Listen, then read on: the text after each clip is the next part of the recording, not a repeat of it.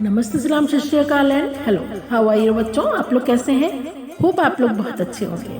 बच्चों, आज मैं आप लोगों के लिए 9th क्लास की कृतिका पुस्तक का पाठ 2 मेरे संग की औरतें, इसका एक्सप्लेनेशन लेके आई हूँ। और इस पाठ की लेखिका है मृदुला गर्ग। तो आइए देखते हैं इस पाठ में क्या है।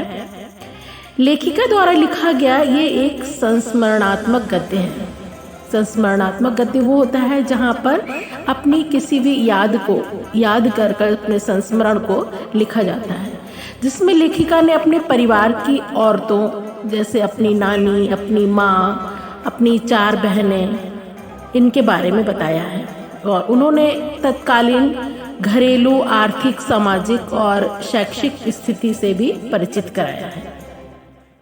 लेखिका अपनी नानी के बारे में कहती है कि वह अपनी नानी को देख तो नहीं सकी थी, किंतु उनकी मृत्यु उनकी माँ की शादी से पहले ही हो गई थी। उनकी नानी परंपराओं को मानने वाली अनपढ़ और पर्दा करने वाली महिला थी। उनके पति शादी के तुरंत बाद उन्हें घर पर छोड़कर बैरिस्ट्री पढ़ने के लिए विलायत चले गए। और जब कैम्ब्रिज विश्वविद्यालय से वकालत की डिग्री लेकर वापस आए तो उनके आचार विचार में अंग्रेजी साफ झलकती थी। और नानी इन सब बातों से दूर रहकर अपना जीवन अपने ढंग से जीती थी। उन्होंने कभी भी अपनी इच्छा का इजहार अपने पति के सामने नहीं किया। अपनी मृत्यु निकट जानकर उन्होंने अपने पति के स्वतंत्रता सेनानी मित्र प्यारेलाल शर्मा को बुलाकर कहा कि उनकी बेटी का रिश्ता अपने जैसे किसी स्वतंत्रता सेनानी के परिवार से करा दे। उनकी इच्छा के अनुसार लेखिका की मां का विवाह आजादी के आंदोलन में भाग लेने वाले एक होनहार लड़के से किया गया। इस कारण उन्हें सादा जीवन जीना पड़ा। वे रात में जागकर खादी की साड़ी बांधने का अभ्यास करती थी। वैसे भी लेखिका की मां कमजोर शरीर की थी। वे घर में किताबें पढ़ती थी, साहित्य चर्चा करती थी और संगीत सुनती थी। उनकी माँ झूठ नहीं बोलती थी और दूसरों की गोपनीय बातें अपने तक ही सीमित करती थी। इस कारण उनका घर और बाहर दोनों जगह सम्मान था। ऐसे ही लेखिका की परदादी थी, जो सदैव लीक से हटकर काम करती थी। वे फालतू सामान एकत्र करने की बजाय उसे दान में दे दिया करती थी। उन्होंने अपनी बहू के गर्भवती होने पर मंदिर में भगवान से लड़की पैदा होने की मन्नत मांगी और ये बात सभी को बता दी।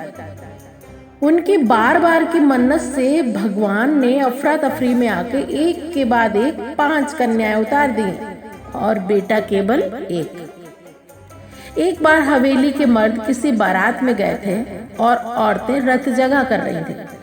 तभी एक चोर उसी कमरे में घुस आया जिसमें परदादी सो रही थी। कुछ आहट होते ही परदादी की आंख खुल गई और चोर डर गया। तभी परदादी ने चोर से पानी लाने को कहा। पानी लाते समय चोर को पकड़ लिया गया और उनके सामने लाया गया। उन्होंने पानी पीकर आधा पानी चोर को पिलाया और उसे बेटा मानते हुए चोरी छोड़ लेने के लिए और खेती करने की नेक सलाह दी। उनकी सलाह मानकर चोर ने चोरी करना छोड़ दिया और खेती करने लगा। 15 अगस्त 1947 को देश में जब आजादी का जश्न मनाया जा रहा था, तब लेखिका को टाइफाइड का बुखार था। डॉक्टर की सलाह के कारण वो बाहर न जा सकी। उसके पिता ने उसे ब्रदर्स कारामजोब नामक उपन्यास दिया, जिसके कई अंशों को लेखिका ने बार बार पढ़ा। लेखिका अपनी नानी, माँ और परदादी के बारे में बताने के बाद अपनी बहनों के बारे में बताती है कि उसकी सबसे बड़ी बहन थी मंजुल, जिसे घर में रानी कहते थे। उसने शादी के बाद मंजुल भगत नाम से लिखना शुरू किया और दूसरे नंबर की बहन ने शादी के बाद मृदुला गर्ग नाम से लिखना शुरू किया।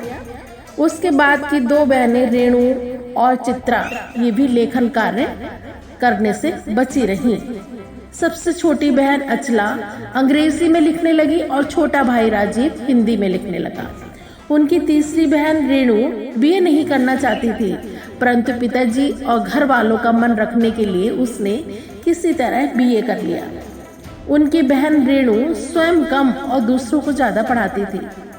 उसके अपने अंक कम, किंतु उससे पढ़ने वालों के अंक अधिक आते थे। वह दृढ़ निश्चयी थी। उसने अपनी पसंद के लड़के से ही शादी की। सबसे छोटी बहन अचला ने पत्रकारिता में प्रवेश लिया और पिताजी की पसंद से शादी कर ली। बाद में वह भी लेखन कार्य में संलग्न हो गई। विवाह के बाद लेखिका को बिहार के डालमिया नगर जैसे पिछड़े स्थान पर रहना पड़ा। यहाँ सिनेमा देखते समय पति पत्नी अलग अलग बैठा करते थे। उन्होंने वहाँ मर्दों और औरतों को एक साथ नाटक करने के लिए राजी कर लिया और नाटकों के अकाल राहत कोष के लिए धन एकत्र किया। इसके बाद लेखिका कर्नाटक के बांगलकोट में रही। वहाँ उन्होंने कैथोलिक बिशप से स्कूल खोलने की प्रार्थना की, जिसे उन्होंने अनसुना कर दिया। किंतु उसके बाद अनेक लोगों की मदद से उन्होंने अंग्रेजी, कन्नड़ और हिंदी सिखाने वाला स्कूल खोला और स्कूल को कर्नाटक सरकार से मान्यता भी दिलवाई। लेखिका सोचती थी कि शहर में अकेले मंजिल की ओर बढ़ते जाने का मजा कुछ और ही है। तो बच्चों, ये था पाठ मेरे संग की औरतें। होप आप लोगों को इसका एक्सप्लेनेशन अच्छे से समझ में आ गया होगा। यदि आप लोगों को हमारे वीडियोस अच्छे से समझ में आते हैं तो कृपया बिना सब्सक्राइब किए हुए मत जाइएगा। Thank you.